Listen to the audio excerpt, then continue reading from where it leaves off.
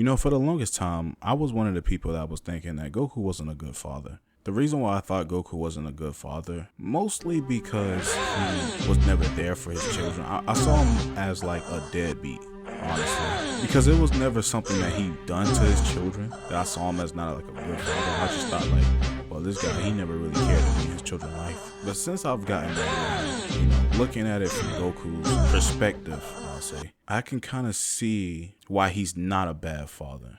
Now, there are some other people who think that Goku is a bad father because of what he did in the Cell games, and I will explain why that doesn't make him a bad father. But if you don't know, Goku gave Cell a sensu bean in his fight versus Gohan. But before I get to that point in the story, I want to start from the beginning. And the anime starts with Goku actually being a good father. And it's kind of relatable in a lot of ways. Gohan wanders off into the woods looking for Goku because Goku was like getting wood or something like that. And he got lost. Now, the reason why I say it's relatable is because I used to always follow my dad too when I was a kid, you know, so. But anyways, Gohan ends up falling into a river and then falls off a waterfall. And he ends up being saved by Goku. Now, see, if that was Vegeta, he probably would have let Trunks stay out there. But Goku doesn't neglect his children.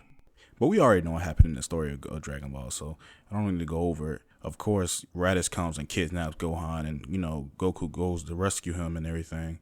And he sacrifices himself to save his son. Now, I think that's the first thing I look at when I think about Goku being a good father. I would say one of the major things I've heard people say when it comes down to Goku not being a good father is that he forces his son to fight. But honestly, I don't know one moment in this anime where Goku actually forced Gohan to fight. If you remember, after this moment when Goku dies, Piccolo is the one who forces Gohan to fight. And then when Goku showed up, when he came back versus the Saiyans, I don't remember him forcing Gohan to fight in that moment either. Those jerks! Right. But you've done your part. Maybe it's best if the two of you sit this one out. This time, I think I'm gonna take them on all by myself. Goku, you can't! Now fast forward to Namek, and Goku was still hurt, so he wasn't the one who sent Gohan to Namek. It was Chi-Chi that allowed him to go. I'm pretty sure if that was Goku, he would have never allowed Gohan to go. I want to go with Bulma and Krillin. Chi-Chi, let him go. But then when he gets to Namek, he tells Gohan that he doesn't have to fight anymore. He was like, leave it all to me or something like that. Oh, we definitely have our work cut out for us. But I'm here now. Just leave everything to me, okay? Yeah, sure. So there's another point where he didn't force Gohan to fight. And if we go a little bit further into the story, Gohan never fought the android, so I don't think we have to worry about that. So let's talk about the Cell games, right? There was the scene inside the hyperbolic time chamber where Goku saw the power that was inside of Gohan, right? He saw the Super Saiyan 2 power inside of him. He didn't know what it looked like. He didn't know what to call it, right? If I can remember correctly. Each time we trained, his energy level increased, and I saw his fighting techniques improve. It wasn't long before he was as good as me.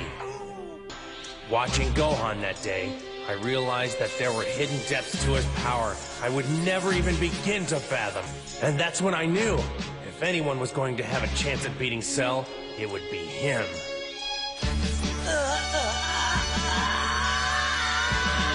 This is what made Goku so confident that they could beat Cell. Because I think even Trunks was wondering if he knew something that nobody else did. He wasn't going to allow Gohan to fight Cell if he could beat him. You're just going to have to trust me. I wouldn't be doing this if I didn't know Gohan could win.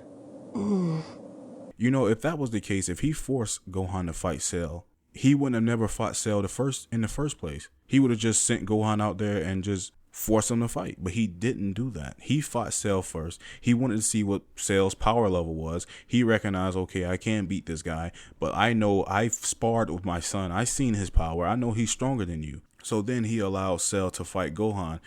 And, you know, of course, Goku being the honorable person he is, he gives Cell a sensu bean. Now, you can say whatever you want about Goku being dumb for doing that or whatever. I think that's just who Goku is as a character.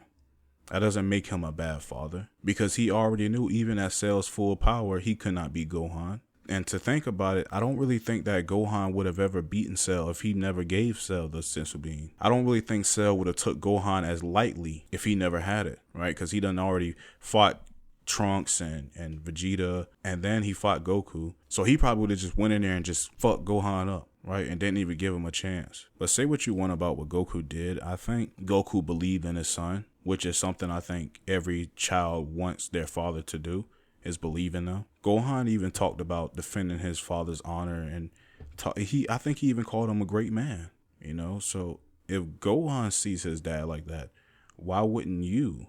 After all this happens, Goku decides to stay in Otherworld because he thinks that all these enemies are coming after him, which is a reasonable thought process. I don't have any problem with him doing that, even though I don't believe him being on Earth has anything to do with it, but I can understand where he was coming from. So I wouldn't be mad at him or call him a bad father for leaving his family behind like that. I think he did it for a good reason. You know, eventually he comes back, and then he has a little wholesome moment with Goten. That was a little cool moment, I guess. But even then, you know, he still haven't forced any of his children to fight. So I don't think that Goku is a bad father at all. I think he's the best father that he knows how to be, because you got to realize that Goku was never raised with a father. Anyways, let me know what you guys think in the comments. Do you think Goku's a bad father? Do you think he's a good father?